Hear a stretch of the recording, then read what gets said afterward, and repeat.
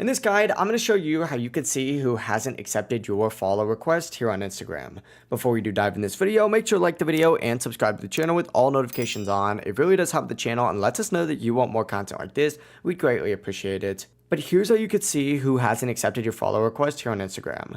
First things first, obviously open up the Instagram account center by clicking on your profile icon in the bottom right corner and then selecting the three lines up at the very top. From here, select Account Center up at the very top and scroll down on this page until you see the section that says Your Information and Permissions and select that. It's going to take you to a page that looks something like this, and this is where it gets a little bit more complicated. What you're going to want to choose to do is select Export Your Information. It's going to redirect you to a page that looks something like this. Select Create Export just like so, and then choose your Instagram account on this option. From here, select Export to Device, and then what you're going to want to choose is actually the time frame. I recommend just setting the date range to last year or all time. It's completely up to you, but then hit Start Export. It's going to begin loading for a minute, and it's actually going to take quite a decent amount of time to export, but what you're going to want to do is wait for it to export, and then from here, download it.